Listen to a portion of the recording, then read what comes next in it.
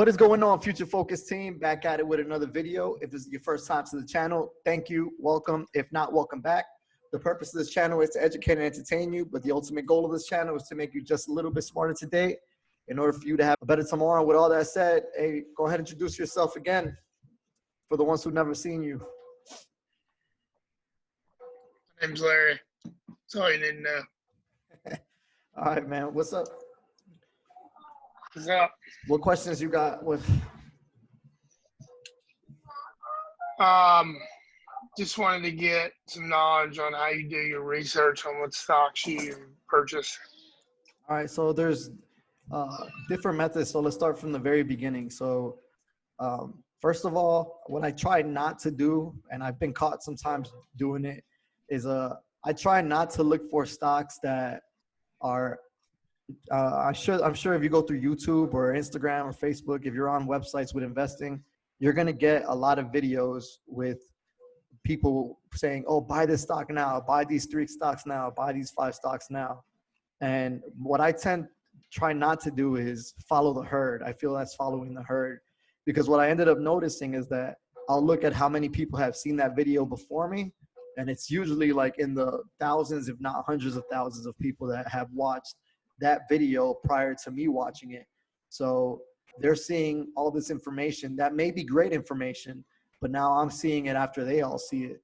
And you notice it the next day when the market opens up, that same stock that even if you did all your research on it and it is the right stock to buy, it may just not be the right time because all these other people are in front of you buying that stock. So if the market opens and all these people are buying that stock at the same time, you could have bought a stock at a great price, but because you were late to it, you found it late. Now the price it may be above where you're willing to pay for it. So what ends up happening with that, man, is you'll find a stock and it'll jump up a lot. It's been happening a lot this year with IPOs, so initial public offerings. So this is the first time that they're coming to market. It's been happening a lot. The stock will open, and that very same day, that stock will fly all the way up. But what goes up must come back down. And the perfect example of that is Nikola Motors. And, I'm going to share my screen. You can see, man, this is before it opened. All right. So during this time right here, it wasn't this ticker yet. It was still the ticker of the SPAC company. There was a special purpose acquisition company that they didn't offer anything. All they offer is money. So when they merged, prior to it, a lot of people were hearing about it. So this is when it started being on the internet a lot. People were talking about it, hyping it up, and little by little it was going up, so you could have gotten in at $10, but now the people that are seeing it on YouTube and all that, they paid like $30, right? Now it merged right here on this exact day. The same day it merged, man, it jumped all the way to, it says 79, but I know it went higher than that. And then people started realizing later on, because they didn't know what the company was. They started realizing later on, like, this company hasn't sold one product. They haven't created one product. And little by little, that stock dropped all the way back down. And this all happened this year. This is very recent. This happens all the time. This is what's called a bubble. It comes up here and eventually the bubble pops. It came down slowly because people were still reluctant. You'll see a bounce back up right here. And that's just because they recently got some news that they have a contract for some vehicles to be purchased. It's like the first actual contract that they have. So the stock kind of recovered a little bit. But the people who paid up here, they haven't received their money back. The people that paid this price. So I say all that to say, don't follow the herd. Try not to make your source of information things that people have seen or heard. What I would recommend, first of all, is like, where are you going to, before you research a stock, you have to find out where are you getting the info for that stock. Where did you find that stock? So there's different ways, man. I've been walking around and I'll see a company and I'll research that company and be like, is this company publicly traded? Because I'll look at the model of the company and what does the company offer? What is the product that they're giving out there? So like just pick a random company and then we could walk through processes. Like I would like you to pick any random company you want.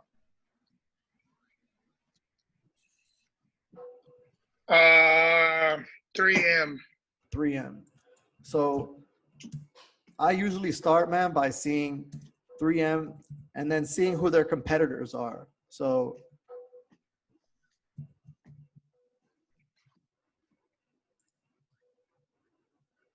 and whenever I like research them, I don't just research them, I research their competitors as well, because I want to think to myself, like, who are the people that are doing the same exact thing that this company is doing? So, you know, here they'll even show you 3M's competitors include Corning, Avery Denson, things like that. I guess a good example of this would be, I'll show you one that I actually did. This was the very first stock I did this with. It was Smile. So before, this was the first stock I ever bought. It was Smile Direct Club. I didn't find them on the internet. I didn't find them in a YouTube video. I never heard of this company before until I randomly saw a commercial of theirs on TV. And I thought to myself, like, wow, these people are giving you a great price and you don't even have to go spend money to get your braces done, because they'll ship it to you. So you don't have to go see a doctor, make an appointment, do all these things, because they're going to send you everything you need, and it's a do-it-yourself model. So I went on here and then I did the same exact thing. Smile Direct Club. And I think the first thing I ever did was news. So I went and I looked at the news to see what was going on with that stock. So as I went through the news, I started seeing things about like this right here. This California legislator is taking on Smile Direct Club. So they got hit really bad, and it reflected in their stock price because they were getting sued by a bunch of different dentistry agents all around the United States. So they had about 8 court cases in 8 different states where the dentists were saying, you know, they're illegally taking profit from the dentistry sector, because now people don't have to go get an x-ray done. They can just go to this company and get these braces done. So Smile Direct Club, they won all these cases. So let's see, we can reflect on the stock. So this is where they were up here. They were around 14, but then all that legal stuff happened and they came down here till around the $18, the $8 price range. And I think this was where I first bought. It was like 8 or 7 that I first purchased it at. And I felt that was a great price. So when it came down here to like $3, the $3 price, I ended up buying like 500 shares, 400, 500 shares, little by little. This whole time it was going up, I was buying shares at the $4, $3, $5 price. And eventually, you know, now the stock is $7.54. I sold some of it at 9 something. I sold some of it over here at 8 something because I already had like tripled my investment. And I took some off the table. But this was just an example of a company that doing a research on really benefits you. So I did this Smile Direct Club competitors.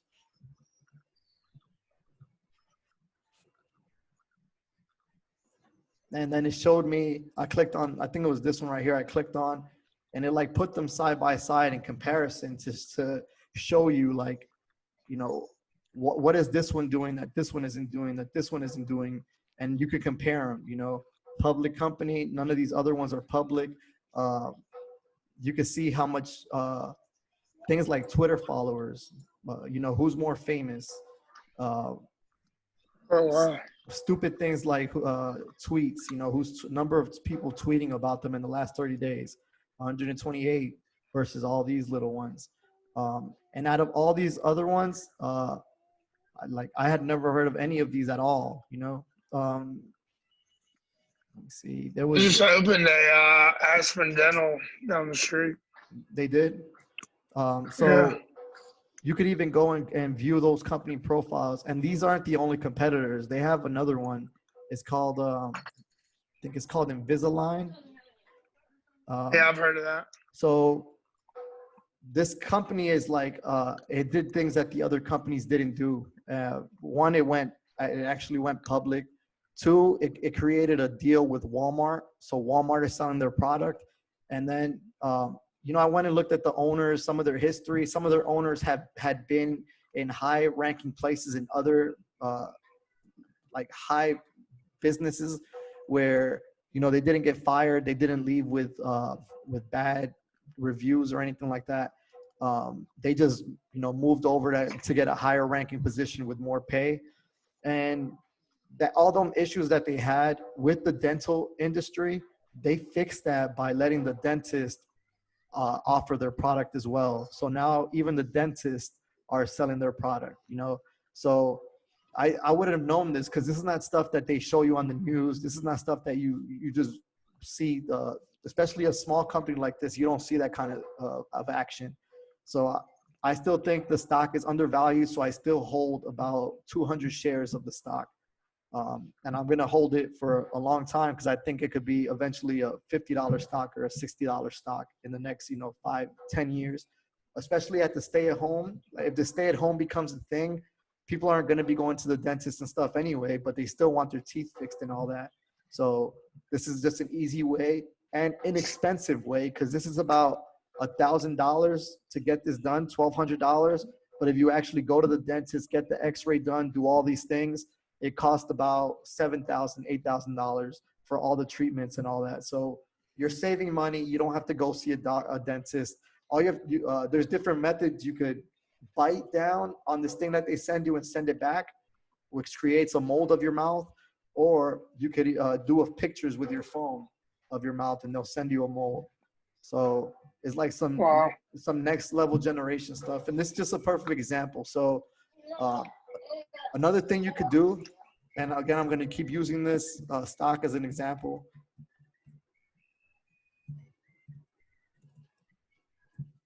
is go to their website. Because every publicly traded company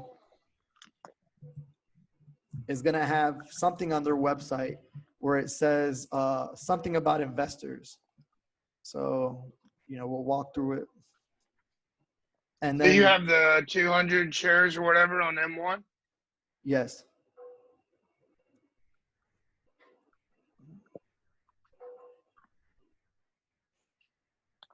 So let's see, accessories, location. Sometimes it's like at the bottom. I actually take insurance. Yeah, so right here, press, investors. And you could do this with, the last one I did it with recently was Walmart. I went and looked at their investor relations page. But you have this, you have the company profile, it tells you exactly what the company's about. Technical analysis on their stock right here. Not everyone does the same thing. So this is just something that they're doing. So it has news and events. So any press releases or anything they've done, you have a full overview. These are the recent press releases. What I'm looking for. And so right here is the annual shareholder meeting. So this is big, man. Any company you own, you should, you're actually in the United States right now, man. So something you could do is actually you're an investor. So you could call in and listen to or right now it's usually videos. So you could either call in, listen to, watch, or if you didn't make it to see the actual meeting or listen to the meeting on the phone call, you can actually get on the website or find the notes from the meeting where they do the whole verbatim from the very first introduction all the way to the conclusion of the meeting. Every word that was said by the people that actually run the company is in there and is great. Like they tell you about what they see the next quarter being like, what they see the next few quarters being like.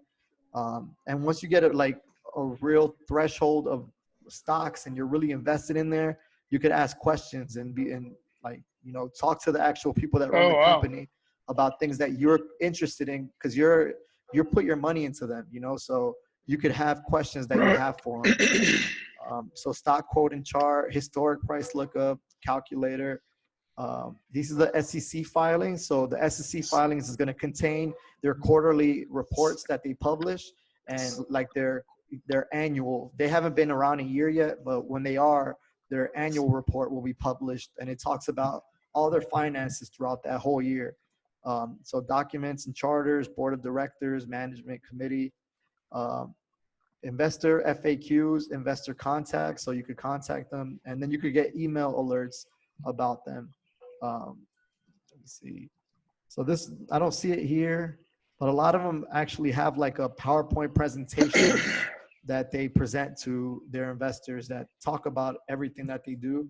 Um, the most recent company that I did research on that I knew nothing about is a company that I'm getting really invested in right now, and it's called Maxar. I don't know if you've heard of them before. No, I haven't. You haven't? Well, I hadn't either. And the reason I found this company is that out here, there's this huge satellite in Australia, in Darwin, Australia, where I'm at right now. And I even stopped and I went and looked at like a name on it. And the name that I found was Maxar. So what I ended up doing when I got home was I just looked it up and saw if it had a stock, and it did. So it was called Maxar Technologies. So I came, one thing I like to do is look at, Max. So I'll look at what the stock has done its whole lifetime. So like if I like look at it and you'll see stuff like, damn, it's been a bumpy road for this company. Why did it drop? So I'll go and look at news for this company during this time frame, and it'll show you, you'll find reasons eventually of why the stock has dropped so much. Here Man, on should drop Google, real far. yeah. So Google's a big help as well. So right here it tells you everything that they own. So these are the subsidiaries of the company. So let me see.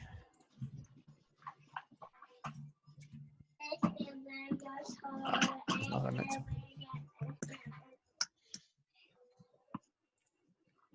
So it's another big thing, man. Just go straight to the company that you're interested in website, and you'll learn things about the company, like exactly what they do. And this is a company that, like, at the beginning, I just thought they either built satellites or they, did something with satellites. But reading through them, I ended up finding out that they have actually 4 big parts of their company that they do. Let me see. So you go down here to investors.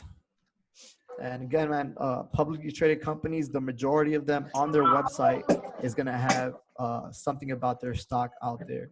So overview who we are. So is there a certain size and like worth they have to be to go public? Yes, there's certain criteria that they have to hit. It changes all the time. That's why a lot of these companies are going with the special purpose acquisition company. So they're called SPACs. So what SPACs do is they have money. They have the amount of money needed in order to IPO. So they create this company that doesn't sell anything. It's called a shell company. It's just the outside company. So they create this company, they go public, and they don't offer anything. So the only reason people buy their stocks is because it's speculative, and they feel like once they merge with somebody, is going to be a big deal. This $10 stock, most of the SPACs until they merge, they're between $10 and $30, depending on how much money is inside that investment hub. And people go into them and think like, they're going to merge with somebody big or somebody important, and then we're going to get to benefit off of that. So we're first to the party. So that Nikola Motors, that's exactly what they did. They didn't have enough. They didn't have a product. They didn't have enough money or all the criteria in order to go public. So what they ended up doing was merging with a special purpose acquisition company, and together they became a IPO, and they became a company. So it's just 2 companies. One actually has something, and the other one has money to back them up. So you could come here, like this one right here offers you their financial information. which is really important, man, because this is something you should study, these reports, because you get to see like how much money they have in their pocket. When you go to the one like AT&T, you get to see like, damn, this company, yes, they offer a great dividend, but damn, this company has like 100 and something billion in debt. um, did you hear the latest news last night? Oh, well, for you it was this morning, but did you hear it? um, But AT&T is trying to sell off DirecTV. yeah, they've been trying to do that. Yeah, so yesterday after hours, the stock jumped up because the news came out that they're trying to sell it for about 30 billion, is when they paid like $60 billion for it. So as people are Yeah, getting it didn't turn out how they thought it was going to because just nobody wants to watch cable TV anymore. but the way they're selling it is kind of different. They're selling it like uh, more of a spin-off of DirecTV. So without satellites and all that, it's going to be like a more Netflix type of investment, whoever buys it from them. Do they have any potential buyers yet? Not that I've heard, no. They have two companies, but they reached out to the companies recently and they haven't heard anything back. Yeah, nobody wants. So these are events that they've had. You can listen to the conference call or webcast or watch the presentation. This is a transportation. So again, man, this is just one stock that is an example. You could come in here and just go through what they do, and like going through this and looking at things like, what do they offer? What are the things that this company does? What are the industries this company's in? And they own 4 huge companies that by themselves are big, but they do things like self-defense. They have they have contracts with NASA. They work with the U.S. government. Um, you know, they do pretty things for the world. Um, and right now I'm thinking about futures. So in M1 Finance, one of my pies is a future, the one that I think about, like my 10-year, 15-year pie. And that one, I put the money to the pie and let it buy all the shares of all the stocks that I have in there. And it's just like satellite companies that aren't big right now that I feel are going to be huge later on as we transition from, doing things on Earth into doing things in like outside of this world, which is like the next stage. So again, this company does, one thing I learned from this company was that they created the product that, have you ever heard of Google Earth? Yeah. So they created the product that Google Earth uses in order for you to see the images that you see. All the ones from the up close images, all the way from as far out as you can. They lend that out to Google. So Google pays them for that product in order to be able to use Google Earth.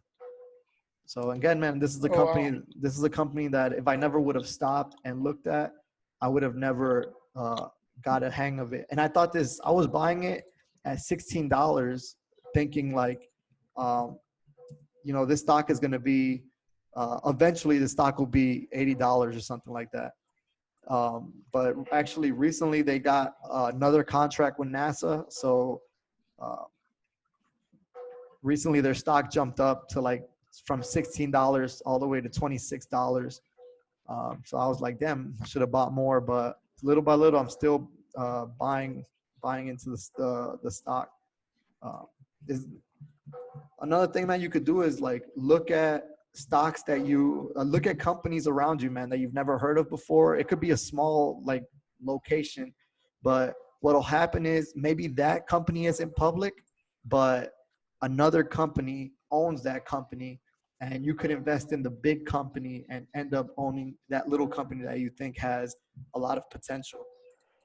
And there's a lot of examples of things like that out there, man, that there may be something that's only in the place where you live that other people around the world, they don't get to see, so yeah, so you could end up doing that, man. So yeah, man, I was paying for it all the way through here, and then recently jumped up on some news from NASA, and then it's been dropping again. But I don't care. I'm still gonna keep feeding into the stock because I think it has a lot of potential later on down the road.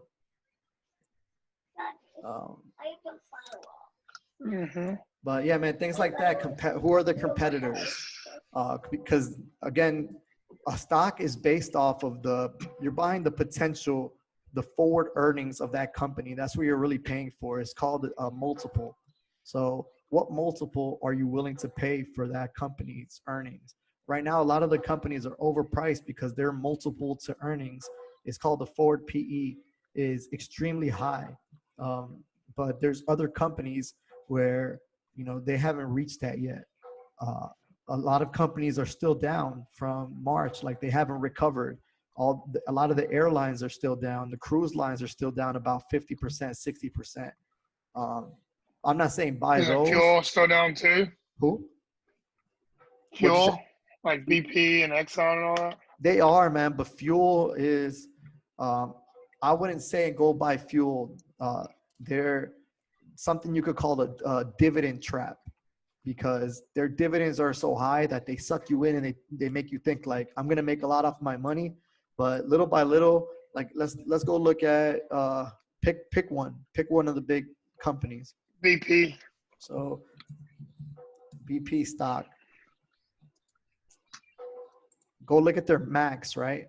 And look what happens to them, as you can see, what happened here is that, this is what it takes using a macro. I like using a macro view to try to analyze why things happen.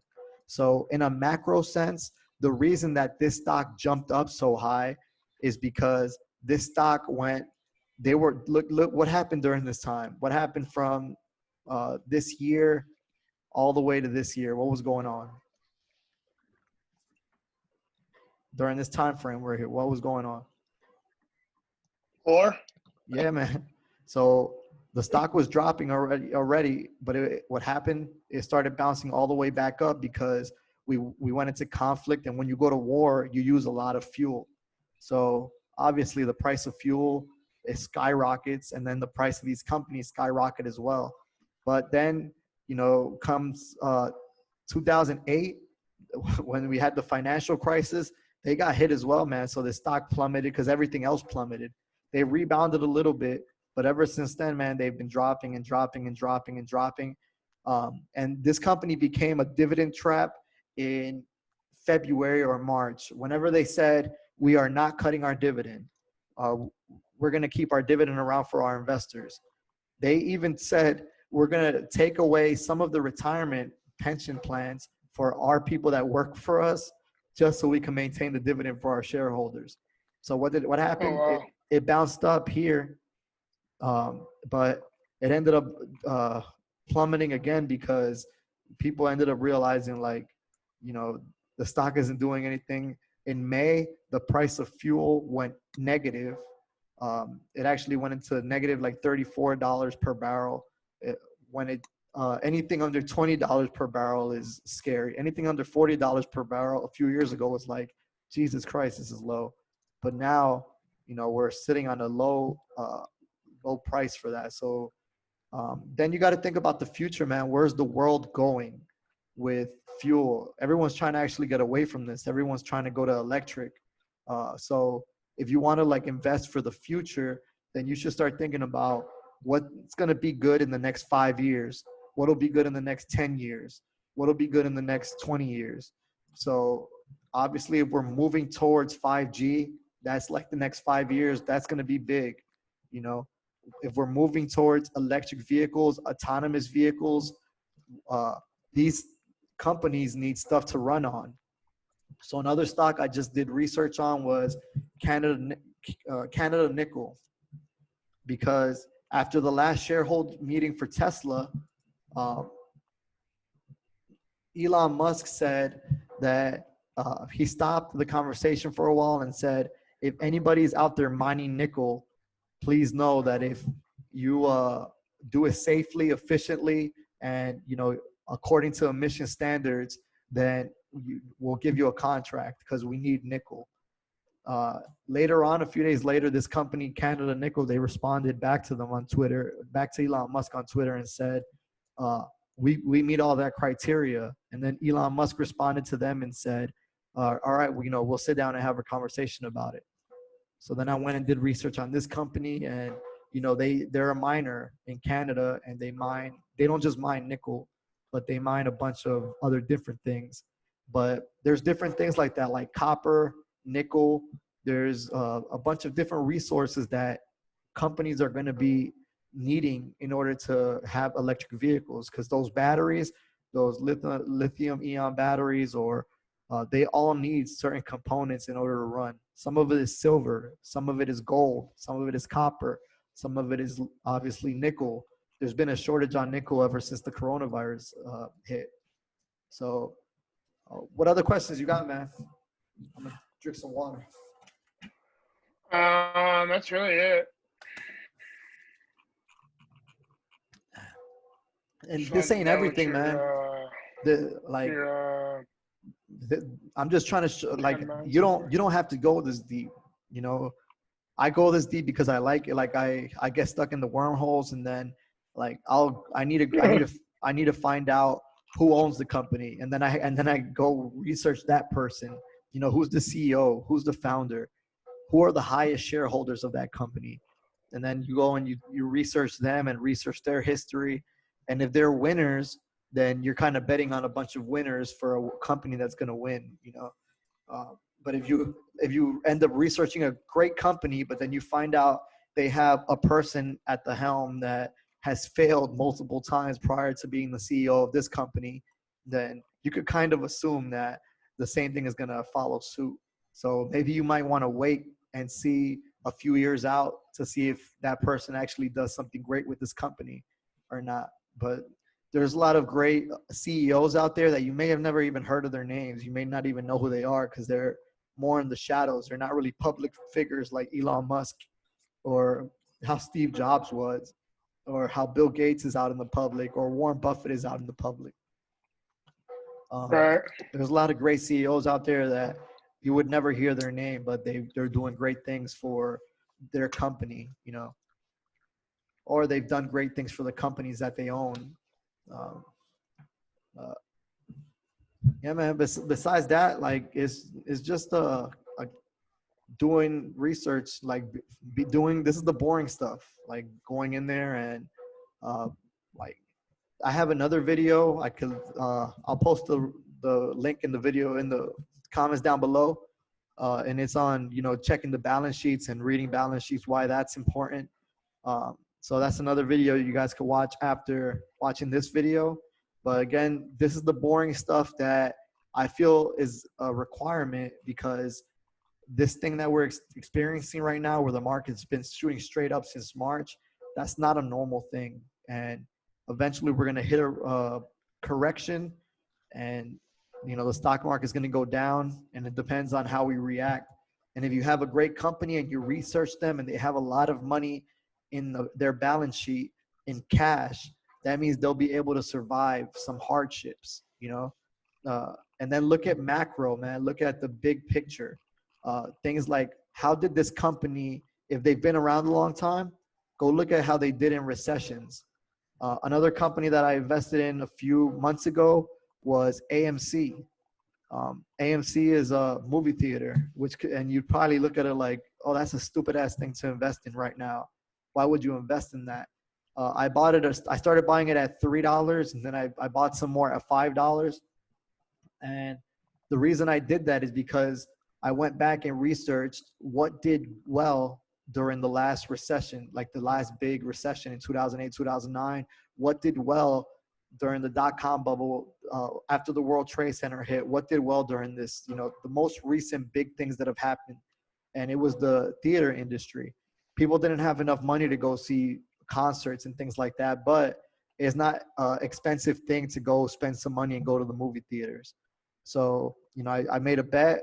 I put it on those stocks, on the AMC stock, and it's paid off, man. So far, I'm up like 56% on it. Yesterday it hit like $6.52 or something like that. And I was paying $3, $4, $5 for it. Wow. Yeah, so there's a lot of great opportunities out there, man. Don't just get stuck going for the things that everybody else is going with. I know Apple is like one where everybody's like, we got to get in on it. I'll be honest with you. I sold some of my wife's Apple yesterday, and I bought another company for her. So I I just threw in a towel, not because I think it's the top or I think it's gonna drop. Like I just made enough profit on it where now we got to go find opportunity somewhere else and uh, grow from another one. Because am I going to sit on Apple for it to go up maybe another 5% or maybe another 10%? Or I can put that money somewhere else where that money can go up another 20%, 30% on a company that hasn't gone up 50% since March. I think Apple has gone up almost 89%, 90% since March. So in order for it to keep going up that high is not something that's like sustainable in a normal environment. And then you got to also look at what's going on in the economy right now, all the things that can trigger the market crashing. You have the elections, you have the turmoil with China, you have all these things, the protests, like even the NBA, they went and did a boycott. But I don't know, man. It only lasted one day. So besides that, what else, man? What else is new? What else is new in your life? Nothing really. Pretty slow at work. Yeah. 1 minute. School just started back too, so that made it worse. And then like everybody's money's running out. So Should we sell all of our AT&T stock? What's your consensus? I'm answering that. I think I got about 24 shares of AT&T. I hold it for the dividend.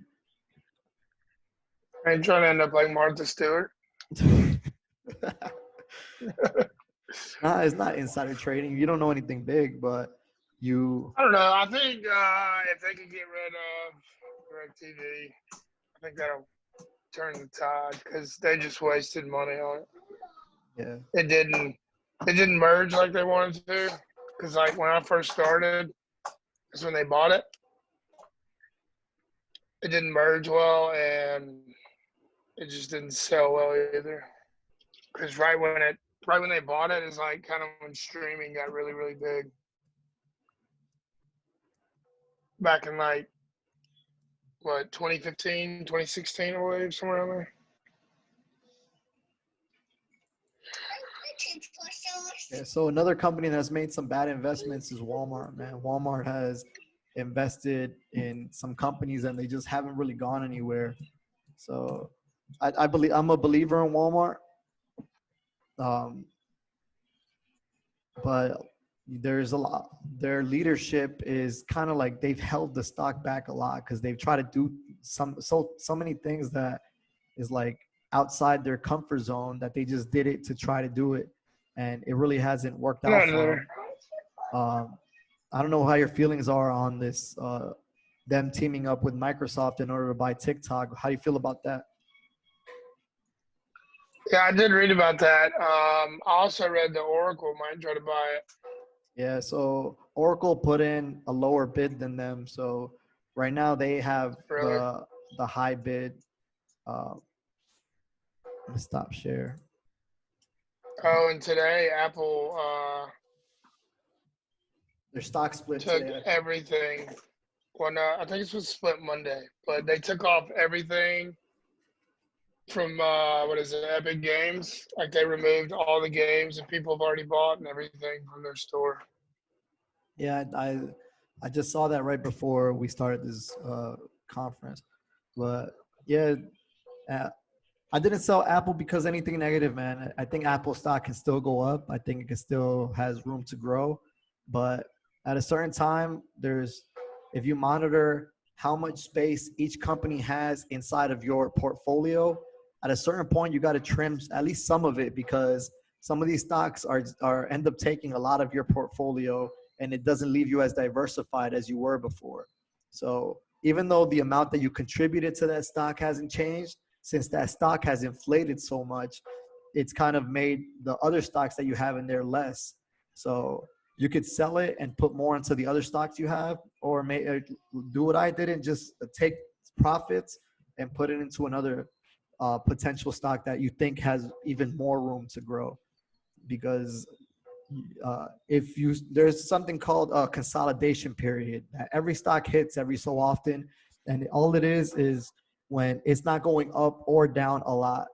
Like it's doing what AT&T stock has been doing, where it's stuck between $29 and $30, and it just goes up and down, 29, 30, 29, 30, 31, 28, 29, 30.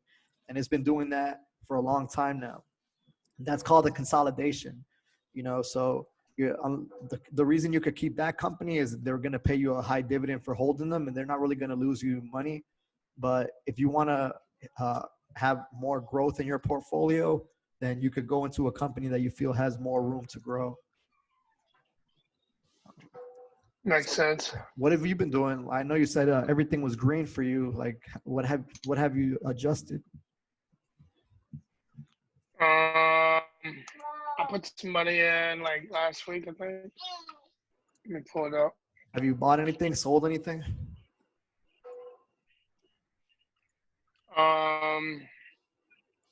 I sold that horrible stock I had. I forgot what it was called. Antero Midstream or whatever.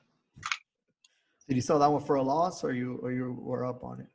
No, I was up on it. And then I sold that Vanguard ETF that I was up on. Good.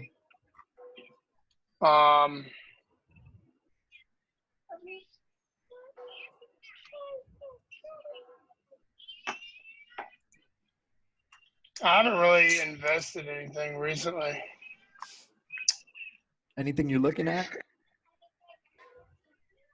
Before I do anything else in here, I'm gonna open that Roth first.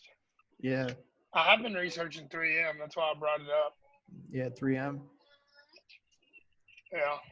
Yeah, 3M is a good company, man. They were kind of falling. Dividend. Their stock was falling a lot. What kind of saved them was the masks. Like they had a lot of masks and stuff in stock, and a lot of the things that were needed for the quarantine periods, like they had a lot of that. So that kind of saved them. You should see what was happening to their stock before that happened, though. So that's what I'm talking about. Go back, look at like January, February timeframe where their stock was sitting, and go back in time and see how has that stock done.